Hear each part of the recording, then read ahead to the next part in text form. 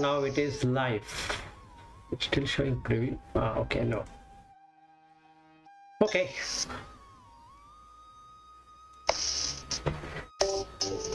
We were at, I think, 100th, right? 101. Which was an issue we have done now? 102. Are we in 103? No, yeah, 103, 103. Yeah. Antakarana, yeah, that is where we were supposed to do. Yeah. Antakaranam eteshu chakshu. I think this also we did. Yeah, we have done that. Yeah, so sorry. Yeah, we were supposed to get it. If you want to talk anything Antakarana, it's okay. Otherwise, I remember you have reached up to here. Yes, we also did 104 and that is Ahankara Saha Vigneya. So that also. Yeah. Karta Bhokta, we did that. Vishayanam, from 105 we need to start. Yes, yeah, correct. I have kept last year. I keep one. That post-it. Good. It was there. Vishayanam Anukulye Sukhe Dukhe Viparyaye Sukham Dukkham Cha Tata Dharmaha Sadanandasya Natmanaha. Okay, now this is the most interesting verse. Who is the person who is getting happy? It is the senses, not you. So how this whole thing works is that you have manas. Manas is one instrument. Then indriya are the instruments. So they have the jnana already. So they know what to pick up. So now when the vishaya comes, can be whatever vishaya, it gets attracted by the vishaya. Who gets attracted? It is the senses which get attracted by the vishaya because they already have the jnana, and that's the reason it's called jnana indriya. So when the sense objects are conductive, anukulye, meaning anukula, that means favorable. Sukhi is felt, but there is no real sukha at all. We have not experienced a sukha with any of the indriyas so far from the time of the birth. Okay. Dukhi viparyaye. If they are not conducive or if they are not having anukula, then it becomes dukkha. Whereas if you really watch, it is the vishaya which has dukkha and sukha, not you. So this is the observation what we need to make. So when an object comes, sound comes, the sound is not tolerable. So let us say somebody is shouting. Still it is a sound. But the sound is creating a vibration in the inner ear, which is the Shrota, and the Manas, which is an instrument, has Buddhi and Ahankara. Using the Chitta, it will then possess this sound. And when the sound is possessed, it knows whether it is irritating or it is fine or it is good. So the sound is irritating, not the person. But because the sound is irritating, the person is irritating. So now who is getting irritated? The Shrota is getting irritated because it cannot tolerate that sound.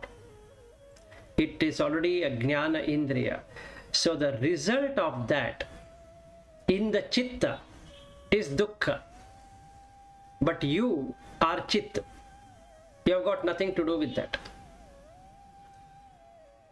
So what he says, Sukham Dukkham cha tad dharmaha sadanandasya na atmanaha. Happiness, Sukham. Dukkham, unhappiness. Therefore, tad dharmaha, properties of those senses, which is grasped by the ego, which is the self. I am hearing that self, but it has got nothing to do with Sadananda, which doesn't engage in Sukha or in Dukkha. So this is what the ego's joy and sorrows are. Okay, any question here? This is the most beautiful verse you can find on cutting out the senses. Sight, Vishaya, sound, like that. It's fine. I can move. Yeah, it says from the previous sloka, it says that ahankara is because of three gunas, right? Three guna only makes ahankara. Correct. But it says Vishaya, Sukha, Dukkha, it comes from those three gunas, and based on that, whenever it is favoring, ahankara thinks that it is happy. When it is not favoring, it says that it is dukhi.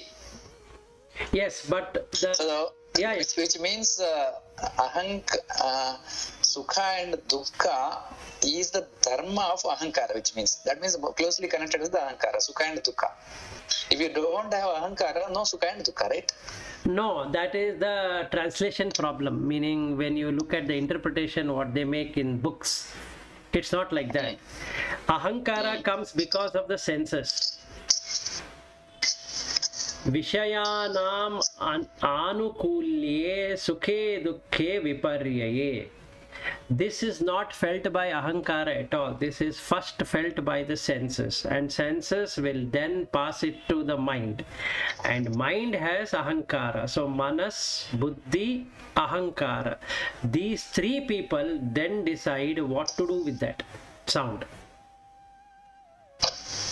So the jnana indriya first receives it. It has already the jnana. One minute. Ahankara is, where is the base for the ahankara? Base for the ahankara is the buddhi. Is it only nama and rupa? Is it only nama and rupa, or it is because of sattva, rajas, tamo guna? The ego reflection is the sattva, rajas and tamas. Correct. To identify that I am, it is the buddhi, which gives an information to ego that you are indeed that.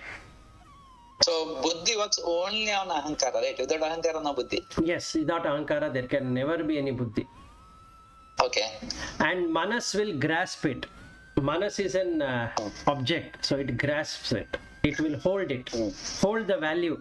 Just like in software, you have x is equal to int x, an integer kind x, and x at present has no value. But when you pass a value to it, let's say, and the value is stored, and that storing of value is what is called as manas. Now in it has this pain or pleasure in the manas because of buddhi and ahankara. So it requires power, and the power source is chitta. Okay. Yes. So which means continue. Then I will try to understand fully. So the Nirvana Shataka, where Shankaracharya says na mano buddhi ahankara chittani naham. Okay, so mano buddhi ahankara chittani naham. So if we take that and we look at here, ego gets the energy from the chitta, and it gets the message from the buddhi, what kind of sound that is coming through the jnana indriyas, and the manas will now hold the value. The value here is pain, because the sound is too much.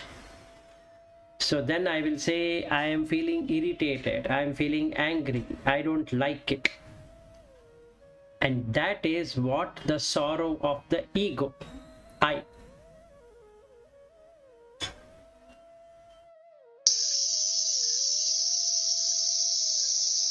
Okay.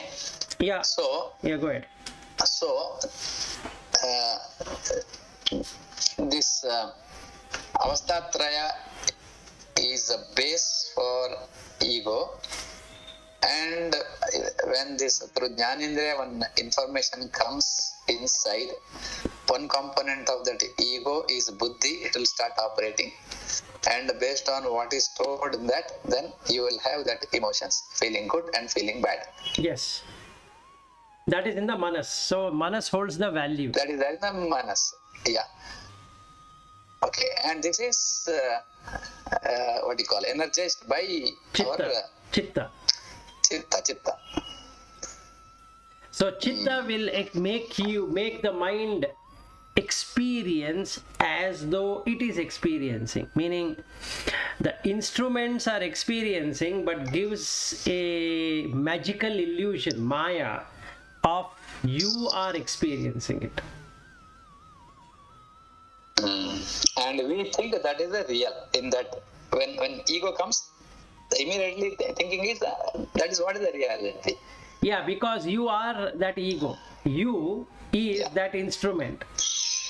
Yeah, but in Jagrata Avastha, it is possible to kill that ego using this our own.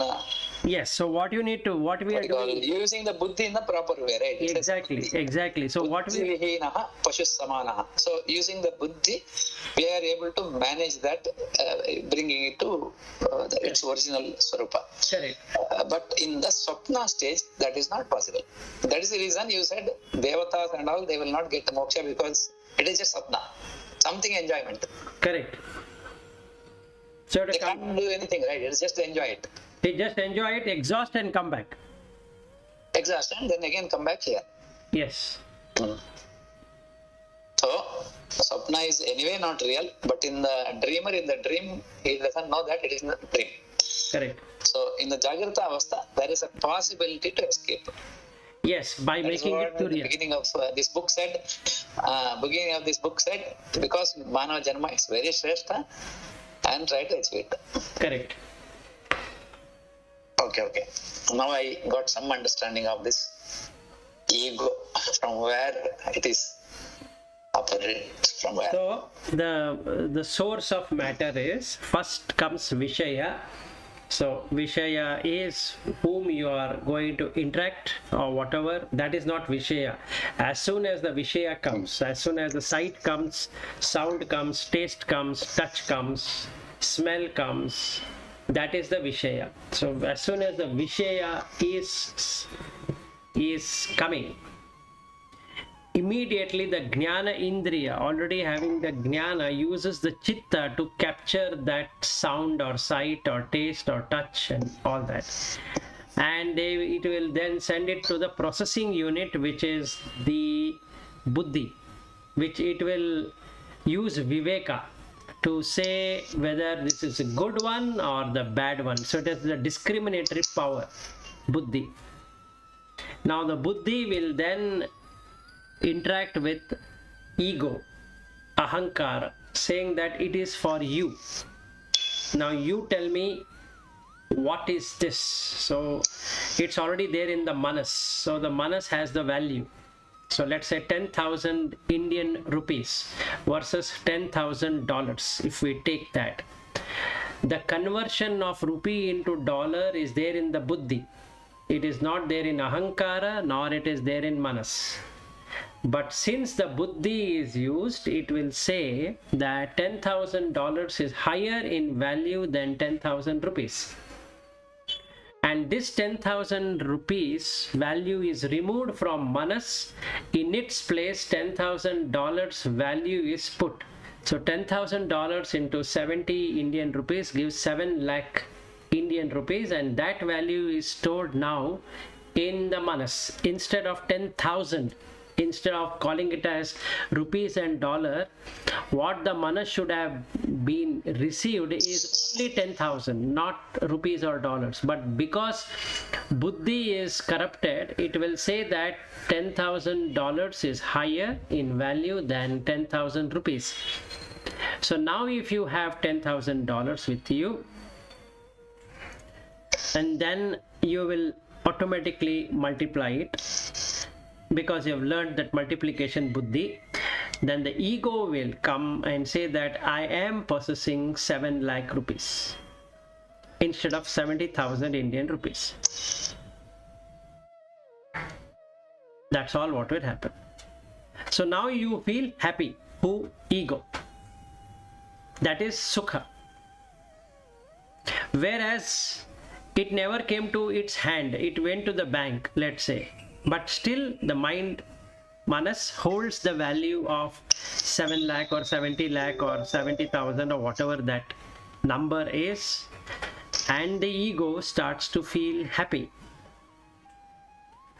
Now there is another currency which is 100 rupees instead of 70 rupees. Immediately the value is now changed from rupees to that currency, but that currency I don't hold, so I become unhappy. The ego becomes unhappy immediately. And this experience of unhappiness and happiness has happened due to chitta. So that's the reason Patanjali says yogaha chitta vritti nirodha. That means if you don't get that vritti at all, there is neither happiness nor sorrow. So this is how it works. So if you have no ego, you are perfectly in the spiritual plane. Yeah, because it is not accepting any value. There is no value. The value all is zero. So if the value is zero, then the mind also it is, that is manas is holding value of zero. So the buddhi now uses viveka. That becomes viveka. Can I say the children, till they come to the age of understanding that buddhi, they are equivalent to God. That is what it said, but it will be not be truly like that, but it is better than adult. Because they have not been exposed. The mind is not exposed to put values. See, what is the difference between a child and an adult? Child has no value. For it is samatva. All values are equal to zero. Yes. Okay, let us say 1-year-old child or 2-year-old child. Unless it is taught about any value, there is no value. Whereas an adult... Can I say now, if you have dharma, and if you operate your mind within the dharma, it is equal to samatva, because you have no desire above that need. Yes. So if you do for example, one company starts, maximizing profit question doesn't come. It just comes. You have to do business, you have to survive, for that you are earning, not Correct. to cheat others. That Correct. means you will keep your profit level, what is required to operate. yes. Not only that, he will not have... Can I say that is spiritual model here? Yes, that is the spiritual model, but here another small change here is that he doesn't value that at all. He values the consciousness than valuing the numbers. We value the numbers than the consciousness. See, all of us, when we say I'm doing MS in US, there is a value. Yes. But who is doing MS in US? It's a consciousness, not the person. But I will say my son is doing MS in US, or my daughter is doing MS in US, or my son-in-law is doing MS in US, or whatever it is. So US is a valuable item, right? And my son or daughter is in US, he or she is getting the value. So it is value stream is what we are looking at. So the ego creates the value stream and stores it in the manas. So the manas now has the value. It will not let it go. See, Vilas, when I am interacting with people, in this world, if I think that he and me is same, is it a samatva? Samatvam yogam uchyate, we say. Is it exactly samatva? Or me disconnected from the entire world and me doing meditation is, what do you call it? No. You seeing... That is spiritual process. No. Because the question is, do you need to be a really sannyasi to attain that, or you can also doing in this world by following dharma? Everywhere there's a dharma defined very clearly in our shastras. That's correct. If you do as per the dharma, you are not insulting, or you are not humiliating, or you are not cheating anybody. Correct. So if you do that, is it not also a perfect grahastha ashrama and you will get moksha there? No, you will not get the moksha, but you will reach the highest of spiritual, which is realization. But you will not get liberated. But here, see, you don't have any desire here. You are just doing your karya. That's it. No, I'll tell If you. you do karya, where is the question of ego? There is no ego. No. You have to reach a state of realization, and then you will see from there what it is. That is another state of existence. So then you will come to know what is blocking and what is not blocking. Presently, we are on the level ground of realization. So the moment we realize, we know what needs to be done for liberation. So they both are not the same. You are telling this is the realization. Yes. Not a liberation. Not a liberation. So realization, you can do it being in family or being with job, being with whatever you want. Okay, that's interesting to know. Further step. Okay, so now I need to disconnect and we'll meet tomorrow. Oh, it's already time. Already time. Okay. Good day then, and we'll continue tomorrow. Thank you. Yeah, sure. Yeah, All right. sure. Okay. Thank you. Yeah, bye. Bye. Lata, I will join you there. Yeah.